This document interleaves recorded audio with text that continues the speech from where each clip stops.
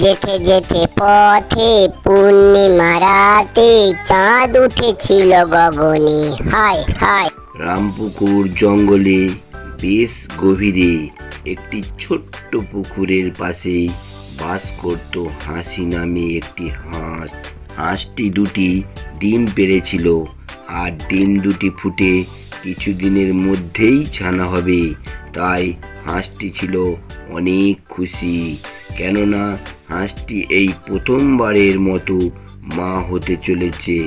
এই খুশিতে হাঁস বলে, ভাবতেই আমার অনেক ভালো লাগছে। আর কিছুদিনের মধ্যেই ডিম দুটো ফুটে ছানা বের হবে, আর আমাকে মা মা বলে ডাকবে। ভাবতেই যেন আমার খুব খুশি লাগছে। হাসি তার ডিম দুটি নিয়ে অনেক হাসি খুশিতে দিন পার করছিল। একদিন হাসি তার ডিম দুটিতে তা দিতে দিতে বলল, অনেক তো ক্ষুধা লেগেছে। যেই খাবারগুলি মজুত করে রেখেছিলাম তাও তো সব ফুরিয়েই গেল। আমাকে তো খাবার সংগ্রহ করতে যেতেই হবে, কিন্তু এই ডিমগুলি এখানে রেখে যাই কিভাবে? কেউ যদি আমার ডিমগুলি খেয়ে নেয়, কিন্তু না খেয়ে থাকলে তো আমি মারা যাব। যাই, দ্রুত গিয়ে কিছু মাছ শিকার করে নিয়ে আসি। এই বলে হাসি তার ডিমগুলি রেখে মাছ শিকার করতে যায়। এদিকে একটি দুষ্টু পাজি শিয়াল খাবার খুঁজে বেড়াচ্ছে, আর খাবার খুঁজতে খুঁজতে শিয়াল বলতে থাকে, হাই, ক্ষুধায় যে আমার পেটের মধ্যে ইঁদুর দৌড়ে বেড়াচ্ছে, আর যে চলতে পারছি না।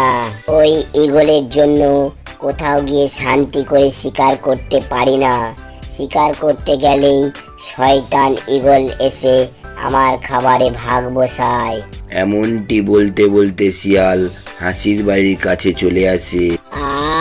ওই তো একটা পুকুর দেখা যাচ্ছে। যাই, ওই পুকুর থেকে একটু পানি খেয়ে এখনকার মতো চালিয়ে নেই। এই বলে শিয়াল পুকুরের কাছে এগিয়ে যায়, আর পুকুরের কাছেই যেতে দেখে একটি ঝোপের আড়ালে দুটি ডিম। ডিমগুলি দেখেই শিয়ালের ক্ষুধা যেন আরো বেড়ে গেল। আর শিয়াল তখন বলল, বাহ বাহ, এই যে দেখছি মেঘ না চাইতেই বৃষ্টি। যাই, এই ডিমগুলোর মা আসার আগেই ডিমগুলো দিয়ে এখন আমি ভোজন সেরে ফেলি। হা হা হা। এই বলে শিয়াল হাসির বাড়ির কাছে এগিয়ে যায়, আর ডিম দুটি খেয়ে নেয়। ডিম দুটি খাওয়ার পর শিয়াল বলল, ডিমের যে কি স্বাদ! পেটের সাথে সাথে মনটাও যে ভরে গেল। এমন করে যদি প্রতিদিন ডিম খেতে পারতাম তাহলে তো বেশ ভালোই হতো। যাই, এখন বাড়ির দিকে রওনা দিই। এই বলে শিয়াল খুশিতে গান গাইতে গাইতে যেতে থাকে। যেতে যেতে পথে পূর্ণিমা রাতে চাঁদ উঠেছিল গগনে। হায় হায়। আর এইভাবেই শিয়াল গান গাইতে গাইতে যেতে থাকে। ওদিকে হাসি একটি মাছ শিকার করে নিয়ে চলে আসে, আর ফিরে এসে দেখে তার ডিম দুটি আর সেখানে নেই। আর তখন হাসি বলে, একি, আমার ডিমগুলো গেল কোথায়? আমি যাওয়ার আগে তো এইখানেই ছিল। কে নিয়ে গেল আমার ডিমগুলো? হাই বিধাতা, আমি প্রথমবারের মতো মা হতাম, আর কিছুদিনের মধ্যেই ডিমগুলি ফুটে আমার ছানাগুলি বের হতো। কে করলো আমার এত বড় সর্বনাশ? কে করলো? হাসি তার ডিমগুলি হারিয়ে অনেক কান্না করতে থাকে। ওদিকে শিয়াল বাড়িতে পৌঁছে যায়, আর তখন বলে, ডিমগুলো খেয়ে অনেক মজা পেয়েছি। এখন একটা চক্কর ঘুমিয়ে নি। হা হা হা। এমনটি বলে শিয়াল ঘুমিয়ে পড়ল। এরপর কেটে যায় বেশ কিছুদিন, আর ওদিকে হাসি আবারও ডিম দেয়। কিন্তু হাসি এবারে আর পুকুরের পারে না, বরং পুকুরেই বাসা বাঁধলো, আর ওইখানেই ডিম দেয়। কারণ আগের মতো করে কেউ এসে তার ডিমগুলি না খেয়ে যেতে পারে। অন্যদিকে দুষ্টু পাজি শিয়াল তার গুহার সামনে দাঁড়িয়ে দাঁড়িয়ে ভাবছিল সে যে আজকে কোন দিকে শিকার করতে যাবে। আর তখন শিয়ালটি বলল, অনেক দিন তো হলো মাংস খাই না, শুধু নিরামিষ খেয়েই থাকতে হয়েছে। আজ আর কোনো নিরামিষ না, আজ আমাকে একটা পাখি শিকার করতেই হবে। এই রকম বলতে বলতে তখনই শিয়ালের হাঁসের ডিমগুলি খাওয়ার কথা মনে পড়ে গেল। তখন শিয়াল বলে, হা হা হা, আজ বরং ওই হাসির বাড়ির দিকেই যাই, এতদিনে হয়তো আবারও ডিম পেড়েছে। যাই, আমি গিয়ে আবার খেয়ে আসি। হা হা হা। বলে শিয়াল আবার হাসির বাড়ির দিকে যেতে থাকে।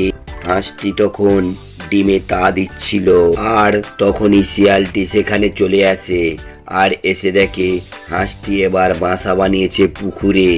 এমনটি দেখেই শিয়ালটি বলল, এ তো দেখছি হাঁসটি অনেক চালাক হয়ে গেছে, বাসা বেঁধেছে পুকুরের মাঝখানে। কি করে এখন আমি ওই হাঁসটার ডিম খাবো? ক্ষুধা তো অনেক লেগেছে। শিয়ালটি সেইখানেই পায়চারি করতে থাকে আর ফন্দি আঁটতে থাকে কি করে সে হাসির ডিম খাবে। ওদিকে হাসি শিয়ালের এই পায়চারি করাটা লক্ষ্য করে আর এদিকে মনে মনে বলে, কি ব্যাপার, এই দুষ্টু পাজি শিয়ালটা এইভাবে ঘোরাঘুরি করছে কেন? মতলবটা কি ওই শিয়ালটার? দেখি তো, কাছে গিয়ে জিজ্ঞাসা করি। এরপর হাসি শিয়ালের কাছে এগিয়ে যায় আর গিয়ে শিয়ালকে বলে, শিয়াল মামা, ও শিয়াল মামা, তোমাকে অনেকক্ষণ ধরে দেখছি তুমি এখানে ঘোরাঘুরি করছো। কি হয়েছে তোমার? তুমি কি কিছু খুঁজছো? এমনটি শুনে শিয়াল মনে মনে বলে, এই রে, হাঁসটা আবার কিছু বুঝতে পারলো না তো আমি তার ডিমগুলো খাওয়ার জন্য মতলব করছি। না, হাঁসটাকে কিছুতেই বুঝতে দেয়া যাবে না। এমন সময় হাসি বলে ওঠে, কি হয়েছে শিয়াল মামা, চুপ করে আছো কেন? বলো, কি হয়েছে তোমার? হ্যাঁ রে ভাগ্নে, আমার আবার কি হবে? আমার কিছুই হয়নি, এমনি এখানে হাঁটাহাঁটি করছিলাম। প্রতিদিন নিয়মিত হাঁটাহাঁটি করলে শরীর ও মন দুটোই বেশ ভালো থাকে, তাই শরীরের দিকে একটু যত্ন নেওয়ার চেষ্টা করছিলাম আর কি। শিয়ালের এমন কথা শুনে হাঁসের মনে সন্দেহ হয়। এমন সময় শিয়াল বলে, আচ্ছা ভাগনা, আমাকে একটা কথা বলতো, আমার না ব্যাপারটা মাথাতে কিছুতেই ঢুকছে না। কোন বিষয়ে শিয়াল মামা? আসলে ভাগ্নে, তোমার বাড়ি তুমি ওই পুকুরের মধ্যে বেঁধেছো কেন? এই পুকুরের পাড়ে বাঁধতেই তো পারতে, তাহলে আমরাও তোমার বাড়ি দেখে শুনে রাখতে পারতাম। আর বলো না মামা, আমার বাড়ি তো ওই পুকুরের পাড়েই ছিল, কিন্তু একদিন খাবারের খোঁজে আমি বের হয়েছিলাম, এসে দেখি আমার ডিমগুলি ওখানে আর নেই, কে যেন খেয়ে গিয়েছে। তাই আমি এবার পুকুরের উপর বাসা বানিয়েছি, যে এবার কেউ আমার ডিমগুলি খেয়ে যেতে না পারে। এই কথা শুনে শিয়াল মনে মনে বলল, যাক বাবা, হাঁসটা বুঝতেই পারেনি যে আমি তার ডিমগুলি খেয়েছি। আচ্ছা মামা, তুমি তাহলে থাকো, আমি গিয়ে কিছু খাবার সংগ্রহ করে নিয়ে আসি। ঠিক আছে ভাগ্নে, যা। এরপর হাসি চলে যায় খাবার সংগ্রহ করতে আর পাজি শিয়াল ভাবতে থাকে যে কি করে ওই হাঁসটার ডিমগুলি খাবে। এরকম ভাবতে ভাবতে শিয়ালের চোখে পড়ে একটি ব্যাঙ পুকুরের পাড়েই বসে আছে। এই দেখে শিয়াল ব্যাঙটাকে ডাকতে থাকে, এই যে ব্যাঙ ভাই, এদিকে এসো না। শিয়ালের ডাক শুনেই ব্যাঙটি শিয়ালের কাছে এলো। ব্যাঙটি শিয়ালের কাছে আসতেই শিয়ালটা বলল, ব্যাঙ ভাই, আমার একটা উপকার করে দেবে? তখন ব্যাঙটি বলল, কি উপকার করতে হবে? ওই যে পুকুরের মধ্যে একটা বাসা দেখতে পাচ্ছ, ওই বাসাটা আমার কাছে ফিরিয়ে এনে দেবে? দিলে আমার খুব উপকার হতো। ঠিক আছে শিয়াল ভাইয়া, আমি এক্ষুনি ওই বাসাটা এনে দিচ্ছি। এই বলে ব্যাঙটি হাসির বাসাটি আনতে চলে যায় আর মুখে করে ঠেলে বাসাটি শিয়ালের কাছে এনে দেয়। আর বাসাটি আনতেই দুষ্টু পাজি শিয়াল খপ করে ডিম দুটি খেয়ে সেখান থেকে চলে যায়। আর ব্যাঙটি বুঝতেই পারেনি শিয়াল কেন এমন করে চলে গেল। কিছুক্ষণের মধ্যেই হাসি সেখানে চলে এলো আর আসতেই দেখে তার বাসাটি পুকুরের পাড়ে ডিম শূন্য অবস্থায় পড়ে আছে। আর বাসার পাশেই দাঁড়িয়ে আছে ব্যাঙ। এই দেখে হাসি ব্যাঙের কাছে আসে, এসে দেখে তার বাসায় ডিম নেই। এই দেখে হাসি খুব কান্নাকাটি করতে থাকে আর বলে, একি আমার ডিমগুলি কোথায়? আর আমার বাসা এখানে আসলো কি করে? এবারও কি আমি আমার ডিমগুলো বাঁচাতে পারলাম না? এমন কাণ্ড শুনে ব্যাঙটি বলল, হাসি, আমাকে তুমি ক্ষমা করে দাও, ওই দুষ্টু পাজি শিয়াল। এরপর ব্যাঙটি হাসির কাছে শিয়ালের সব কিছু খুলে বলে। এমন শুনে হাসি তখন একটা ফন্দি আঁটে। বেশ কিছুদিন পর আবারও দুটি ডিম দেয়। এবার হাসি পুকুরের মাঝে তার বাসাটি বাঁধে আর পুকুরটির ওপর খড় গাছের লতা পাতা দিয়ে পুকুরটি ভর্তি করে রাখে যে এবার শিয়ালটি ডিম খেতে এলে পুকুরের মধ্যে ডুবে মারা যায়। কিছুক্ষণের মধ্যেই ওখানে দুষ্টু পাজি শিয়াল এসে হাজির হয়। শিয়ালটি এসে দেখে হাঁস এবারও তার ডিমের ওপর বসে আছে।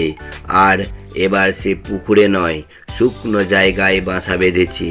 শিয়ালটি বুঝতে পারে না হাঁসের ফন্দি। তারপর শিয়াল বলে, আজ দেখছি বোকা হাঁস তার বাসা শুকনো জায়গাতে বানিয়েছে। যাই, আজকে হাঁসের ডিমগুলির সাথে সাথে ওকেও চিবিয়ে খাবো। এমনটি বলেই শিয়ালটি সামনের দিকে এগোতে থাকে।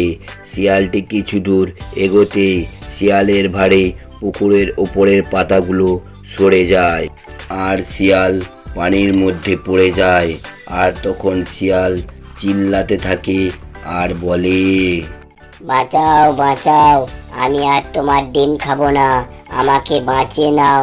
আমি এখন ঠিক বুঝতে পেরেছি বেশি লোভ করার জন্যই আমার আজ এই পরিণতি। ও হাঁস ভাগ্নে, বাঁচাও বাঁচাও। তখন হাঁসটি বলে, মামা, তুমি চেঁচাও চেঁচাও, তোমাকে কেউ বাঁচাতে আসবে না। এটা আমার ডিম খেয়ে নেওয়ার শাস্তি তোমার। প্রতিবার তুমি আমার ডিমগুলি খেয়ে নাও, কিন্তু এবার তুমি ডুবে মরো। শিয়ালটি চিল্লাতে চিল্লাতে এক সময় ডুবে যায়। তা বন্ধুরা, আজকের গল্পটা তোমাদের কেমন লেগেছে তা কমেন্ট করে জানাও। আর হ্যাঁ, যারা এখনো পর্যন্ত আমাদের চ্যানেলটিকে সাবস্ক্রাইব করনি তারা চ্যানেলটিকে সাবস্ক্রাইব করে পাশে থাকা বেল আইকনটি অন করে দিন। আবারও দেখা হচ্ছে পরবর্তী কোনো ভিডিওতে।